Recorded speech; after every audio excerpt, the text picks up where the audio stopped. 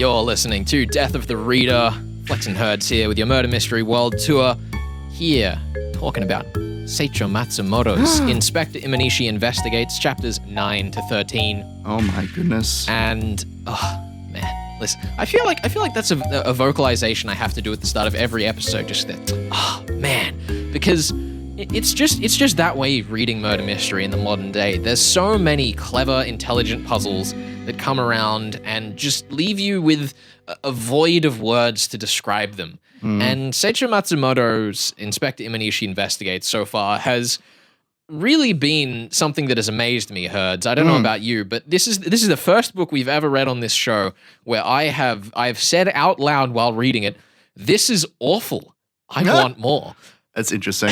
I don't know that I've quite had that impression, but I am enjoying myself. I'm enjoying getting to watch this crazy man, this Detective Imanishi, go to hell and beyond to try and solve this seemingly indecipherable case. Yes. Of the death of Miki? I think that's his name. Yes. This old man that was dead. Miki Kenichi. Miki Kenichi is a good name.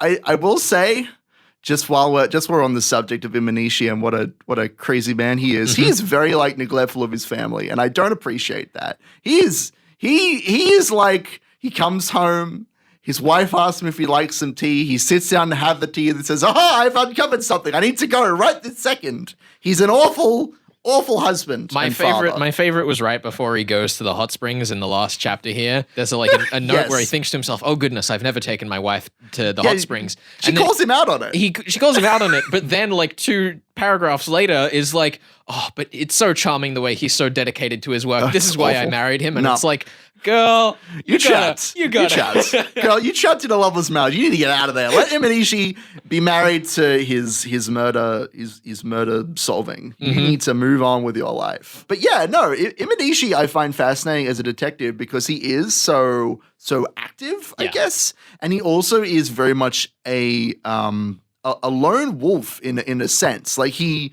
gets a lot of work done on his own without pulling on a contact, that's the very Sherlockian thing where you say, well, I need to track this person down. I need a dog, so I'll go to the local dog man and get a dog for them, and the dog man. Yep. And that's how you introduce your side characters. I remember the dog man well. But rather than the detective seeking out side characters and witnesses to interrogate, as we were saying last week, the side characters tend to just appear in the story, do a thing, and then Imanishi finds out about it later. It's a very kind of backwards way of introducing your extended cast of characters, I feel. Yeah. But I kind of like it. I like it for a change. I think part of the reason that it feels so obscure and, as I say, just bad, but I want more, which really, the book's great. Don't worry. It's just me talking a bit of trash. Good. I think that part of it is that it's in some ways so plausible, but it also means that the story just feels like it's flailing a little bit. A little bit. It's a bit unfocused in places. It comes across, unfocused and also perhaps less confident in the characters that it has. We go off and we meet that old guy who builds abacuses. Yeah.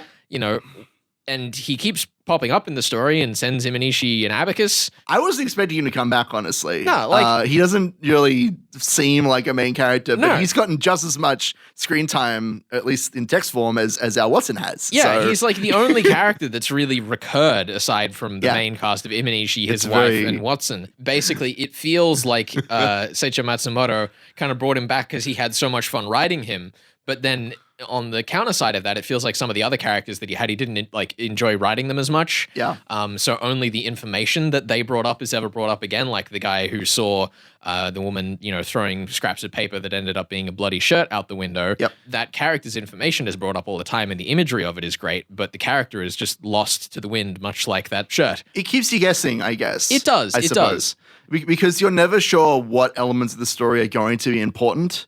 Although I will say, as somebody who's read a lot of murder mysteries, I think I'm starting to see the code, see the matrix. But the story is specifically designed so that you're never sure which interaction or which line or which newspaper clipping is going to be the one that cracks the case. Which one is going to come back later? The fact that abacus guy comes back later and doesn't really do anything but is still present in the case, it throws you for a loop because then you're saying, oh, well, what other characters have we seen that might actually be important now, that sort of thing. Yeah, the other one that was really frustrating is when we go to the theaters and it turns out that we're looking back at why Miki Kenichi went to the theaters twice and then changed his holiday plans, which was what led to him coming to Tokyo and getting murdered. And we spend what feels like an inordinate amount of time on it. We go to the theaters and then, oopsie daisies, the theaters are too busy, so now we have to wait around for an extra day. Days. Oh my goodness. And it never amounts to anything. No. It doesn't help build the tension in the same way that the parts of time passing earlier in the story were. The gravity of time passing kind of starts to become lost. It was really effective at the beginning of the story. The criminal only seems to strike when the detective approaches. So part of the tension of the story becomes, can Imanishi close in on it without more people getting hurt?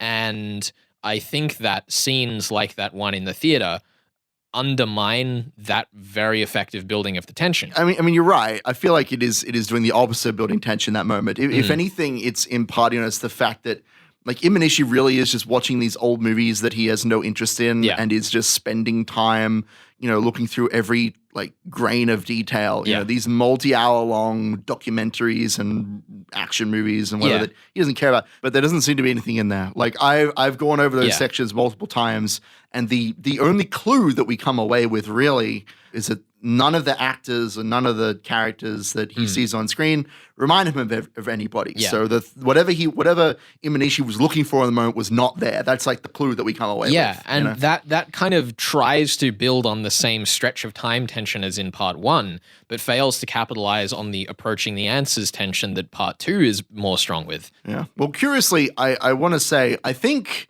the moment that the tension peaked was of course just before this with the death of Emiko, which I want to say I almost stopped reading the novel when this chapter came around. I was absolutely horrified. It was pretty grim. Tragic. Like I just thought that maybe with a chapter called A Woman Dies or whatever it is, that maybe it wouldn't be Emiko.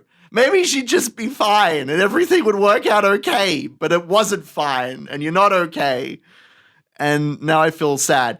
But yeah, I literally had a moment where I was like, I don't know if I want to keep like reading through this because as I was saying, I don't think that Imanishi is the protagonist of this story. I think that Sekigawa makes a much better proponent for protagonists simply because of fascinating. How you don't agree? You were going to say somebody else? No, I wasn't going to say anybody else. I was going to say that the novel almost builds to the point where we're kind of floating without a protagonist. No. Where Imanishi doesn't really have enough of a self-characterization to be a hero in any sense. He's ordinary, but not building up towards being a champion in the same way that you normally expect the hero's journey. And Sekigawa, like, I think he would have made a good anti-hero if it felt like he was actually building towards character development. Yeah, I guess so. Like, so far it just seems like he is a manipulative man who has, this girl. Loves a girl. And kills her, There's nothing to latch onto as a protagonist there, which is why I think he's a bizarre choice. I don't know. I like protagonists who are scummy and manipulative, so maybe that's my own bias leaking in here. I mean, it definitely is. I also like romance stories, so definitely. But yeah, I don't know. I so like when Herd Sekigawa, says he's the hero of this story, now you all know what he means. Yeah, I don't know. I actually feel like I've been finding more information and more more insight into the author's intent and that sort of thing from Sekigawa's story as well. So I'm always looking forward to getting another peek into his and Emiko's situation and seeing, how are they tackling the most recent bend in the case, or what are they up to? Because I feel like the way that Sekigawa is characterized, especially as he doesn't seem to be so much of a hero anymore. Not that he ever truly was a hero, but like he was sympathetic up to a point, which we'll talk about later, I'm sure. But I always was looking forward to seeing, what were they going to do next? Is Emiko going to be okay? Can these two, like, basically underdog star-crossed lovers get away with it or not? Unfortunately, the answer is no. So I will be stopping. I will not be reading any more of the novel now. My answers have been given. Goodbye. I'm out. Have you? No, you gave them off mic to me just so I could fact check. No, I meant the answers of what happens with the romance story. I don't actually care about the mystery. I don't care about the romance. That's fine. Well, okay. Well, next week on the show we'll be talking. Have you even picked our next novel, Herds? Not yet. No. Okay. Well, you got a week to do it. I got a week to do it. It's plenty of time. You're listening to Death of the Reader. We are discussing Seicho Matsumoto's Inspector Imanishi Investigates, chapters 9 to 13. We'll be back in just a moment with more of that You're on to SER 107.3.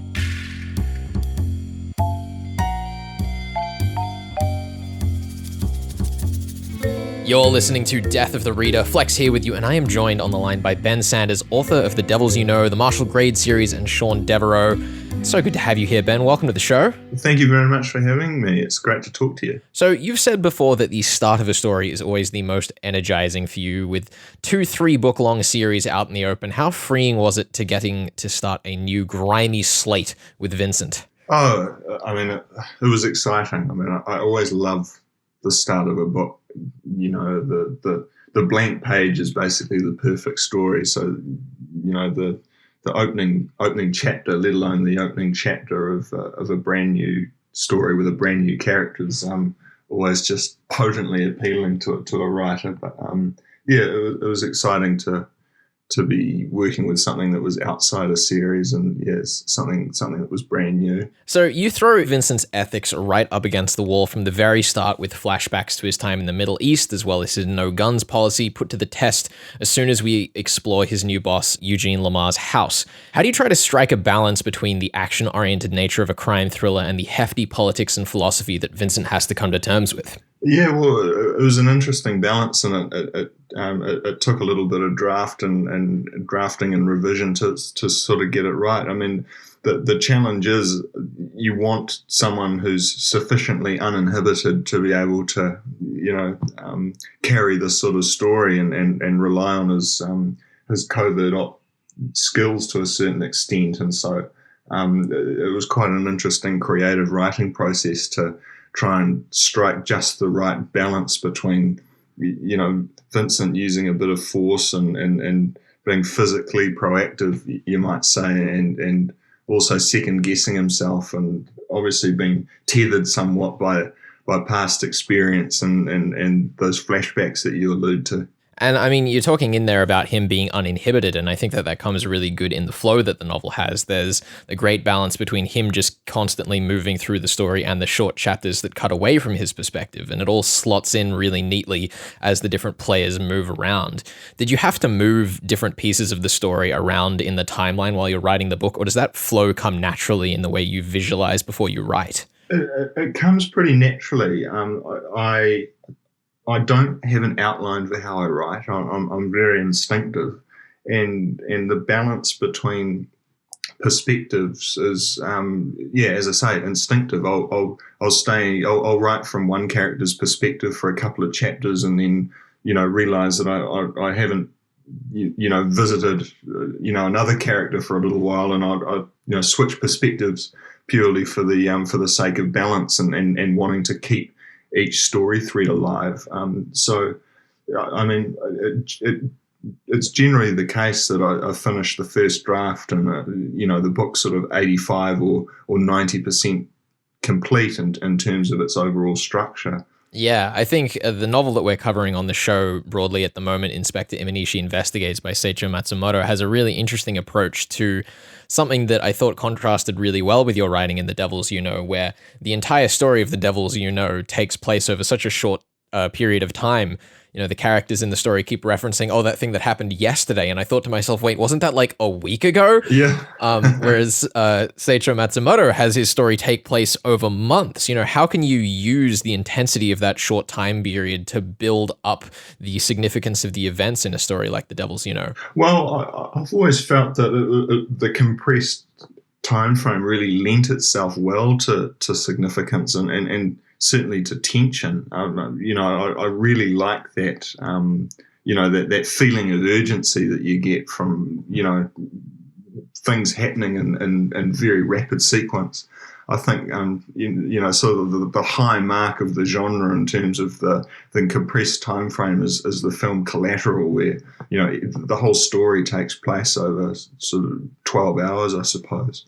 Watching that film was probably quite a formative experience for me in terms of my storytelling. And looking back, you know, it's a feature of most of my novels that, you know, the action actually takes place over no more than 2 or 3 days. And I don't think necessarily that it's, you know, something that I set out to do. It just seems to be a natural feature of my storytelling as a result of the kinds of stories I like to consume. But I really like the effect of the sort of frenetic quality of one thing and then the next in very rapid succession. Yeah, and I mean, you mentioned Collateral, and I've heard you talk in interviews before about, James Ellroy and Elmore Leonard, and you say the stories you like to consume in that. And I think that one thing that came across really well in this book is how well you use a kind of cinematic toolkit to picture your surroundings, even though everything's told through, written as third person, but very much through the lens of Vincent. You can still kind of almost feel the camera off to the side, pointing where it would be in a movie. Is that influence from film something that has led to a uniqueness to your style, or do you think that that's kind of a general shift in terms of the prevalence of just movies in influencing writers? Well, I don't know. I think it may very well be that just as a consequence of watching great films and TV, I've developed this, a cinematic style, I suppose. But it's always been the way that my brain works when it tells a story. A story comes to me really vividly in my head as an image that's so real it could be a memory rather than something that's been conjured up. And so the process of writing for me is describing what I see in my head, as opposed to actually, coming up with a description that will then evoke an image that seems convincing. And so, I guess just as a result of that natural mental process in the way that I write, it gives it a very cinematic quality. I think I'm just describing what I see in the head, which I think is probably a big advantage. Yeah. And also in The Devils You Know, Vincent claims at some point in the story that clean endings are rubbish. And is that your own philosophy creeping into his mouth, or do thrillers always need to leave the last page a little grimy? Well, it's up to the individual author, but I wasn't making a philosophical or stylistic claim, but I think it was sort of more a tongue-in-cheek suggestion that that particular story wasn't gonna end up rosy, if you like. It definitely didn't end where I expected it. I was left hanging on the last page for a moment, thinking to myself, did he really just end it that way? Yeah. I suppose really it's great. I suppose it is, truer to real life, not having a perfectly clean ending. I mean, it's an interesting balance to try and strike. I have to be mindful of the fact that, a lot of people read this genre and read my books,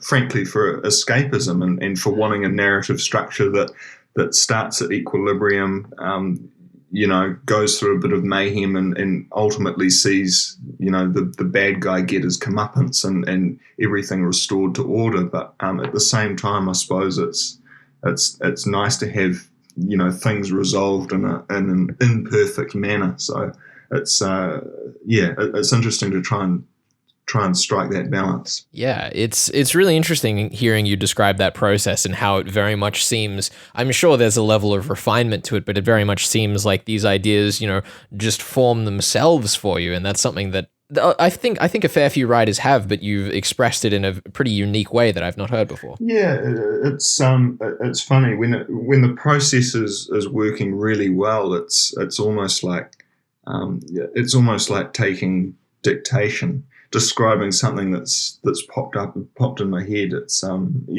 pretty unusual. It's one of the interesting things about one of the great things really about being interviewed is it actually makes me reflect carefully on my process and make me make me realize maybe not all writers are the same. Whereas when I started out, I assumed that's how everyone writes, but it's obviously not necessarily the case. And finally, before we go, Vincent obviously has quite the journey through this novel, which I won't spoil. But getting to the end, I was wondering to myself, is there a step forward for Vincent, or is this his one-off adventure?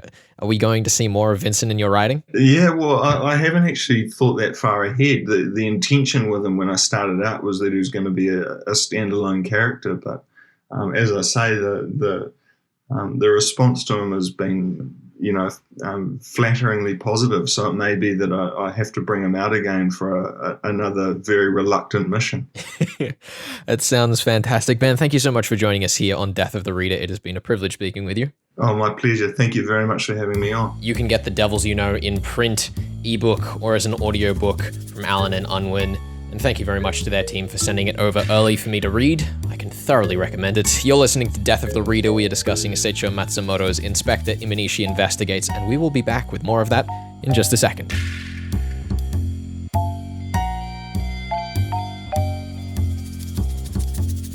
You're listening to Death of the Reader. Flex and Herds here, discussing Seicho Matsumoto's Inspector Imanishi Investigates, chapters 9 to 13. And Herds, it is now your turn to solve the first mystery of the year as we begin our triple or nothing game, which I will reiterate, is not a game where you get 3 points or you get no points. It's a game where you get 3 points, or at the end of the year, the person with the lowest score goes to 0. Herds is currently already on 0 after losing last year's game. I got this. So he is hoping we even cover enough novels for you to gain back the ground. You know what? I always thought of myself as a charming underdog, so I feel like I'm right at home in this situation. Now, before we begin, Herds, I do want to say I will give you 2 points for solving this mystery overall. God. Oh, no. And I want to give you 1 extra point specifically for answering a couple of extra clues. Oh, come on. And what they mean in the story. What is this? But we'll do it at the end of the segment so I do not lead the witness. This is garbage. This is garbage. Okay, sure. I guess I'll just get stuck in then. I think last time we talked, you poked me a bit on the precise manner of murder. It's pretty clear to me that the first 2 murder victims were, you know what I mean? The first 2 characters who were not the murdered person, who were like, I dropped dead from a heart attack, and I took drugs and died, and now we've got a new murder victim who's died exploded inside them and killed them in the process? Yeah, this is all hogwash. This is some Device X nonsense. It's very grotesque. I'm gonna lay that out there. So here's the thing. There's a scene, because I don't think it's a chemical, it is some kind of awful Device X that I hate. And it's definitely against all of Van Dyne and Knox and everything, and even Chandler, I think, in there somewhere. Fair enough. Is against all the rules. Okay. I thought for a while that it was some kind of electric shocking device. That would have left something the coroner could have seen. This is the thing. It would have left burn marks and popped nerves or whatever. I don't know. I'm not a doctor, but it would have left some marks. The last time I had a murder mystery of such a case, it was bioterrorism, but I don't think that's what we're dealing with here. We don't have any bioterrorists or scientists, but we do have a bunch of arts people, including a music composer who I thought was actually our killer here. Now, there is an article, a newspaper article that is discussed, and I hate that I'm even saying this. There is a newspaper article that is discussed. No. In a scene where Imanishi and his sister and his wife are talking about how sometimes the previews of movies are more important than the actual movies themselves, because all the important bits are in the previews. Yep. In that same chapter, there is a preview of a newspaper discussing a new ultrasonic method of boring holes in metals, in like aluminium, whatever it is. Point is, I think this is our murder weapon. I thought about, who would want to kill Emiko, and the answer is nobody. Also, if you're trying to kill someone, why wouldn't you actually kill them before the ambulance showed up? So it's an accidental death, it's manslaughter. But I do believe that the device that was used to kill Emiko accidentally is the same one that killed the other murder victims.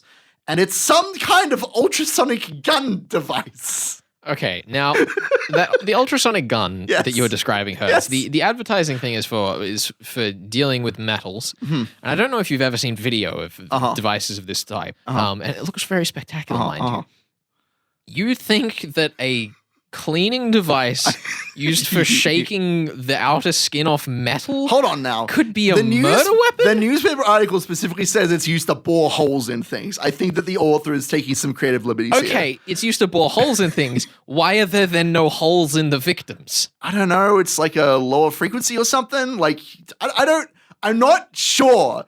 This is some Device X nonsense and I hate it. But I truly believe, because Waga is a music composer, he's like using sound waves to create murder weapons. I am convinced of this. And we're bordering on science fiction here. Yeah? What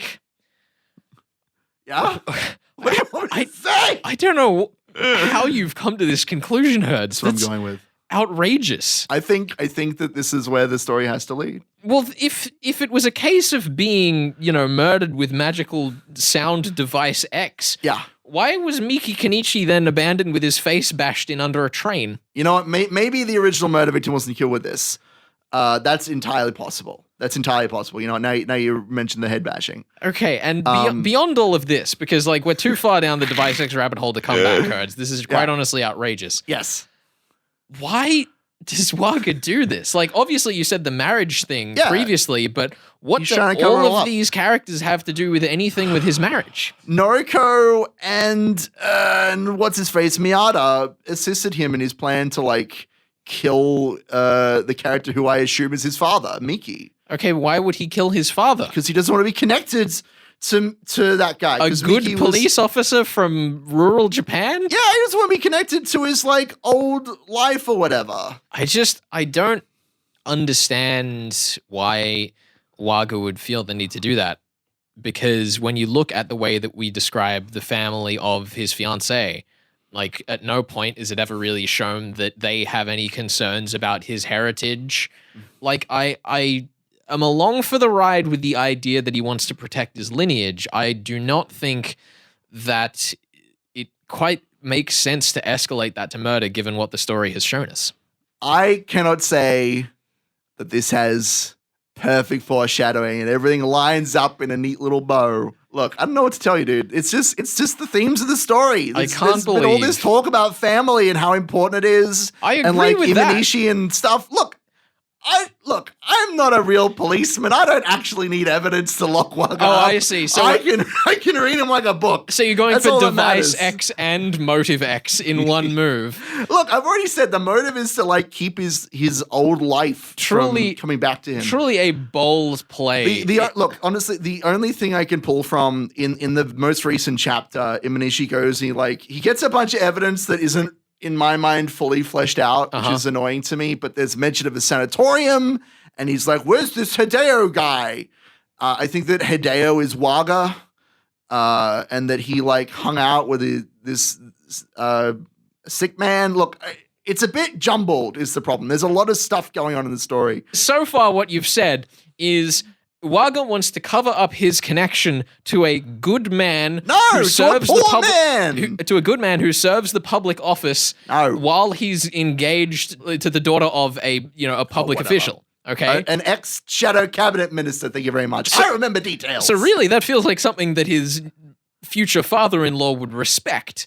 But I think if you're pinning it on, sure, if that's a detail you want, I thought that him being poor was enough, and clearly not of the same family that Waga is in right now, that he's living a lie. I thought that was the important part, but sure. I will at least not sit here and grill you into the ground. Aside from, I said I was going to give you a couple of clues that you had to work out. What is this nonsense? All right. So, first of all, why was it that Miki Kenichi came back to Tokyo? And what do the unemployment charts that Imanishi keeps bringing up have to do with any of this? The best guess that I have, because as I said, the clue that we got, we watched all those movies and Imanishi couldn't see any of the actors, but maybe it wasn't an actor that he should have been looking for. Maybe it was the name of the composer of the music. And then you have absolutely no guess for the unemployment figures in the stock market. Well, the stock market stuff mentioned that metal and industry stocks were going up, which I assume is to do with Waga's scheme to get rich quick with his sound gun. Well, I'm sorry. It's too advanced for my brain. I can't handle it. It's too much sci-fi. Yeah. After beginning last year with, quite frankly, annihilating one of the most famous murder mystery puzzles of all time, I am appalled that this is how we're beginning this year with a device X and nearly falling on motive X until I pushed you a little bit. We'll see how it turns out. Whatever, dude. Listen, I have faith in your ability to solve murder mysteries, Herds, but it's going to be a rough few chapters for you to read as we continue on through the rest of this book. No, look, I'm down for it. This is a very strange book for me. I'm excited to read it and find out what the heck was going on. Next week on the show, we will be covering chapters 14 to 17, the final stretch of chapters in Inspector Imanishi Investigates by Seicho Matsumoto. And of course, we'll be telling you the title of our next book as we press on through 2021. Thank you so much for joining us here on Death of the Reader. Herds, best of luck. Thank you. I'm going to need it. This is Death of the Reader. here on 2SER 107.3.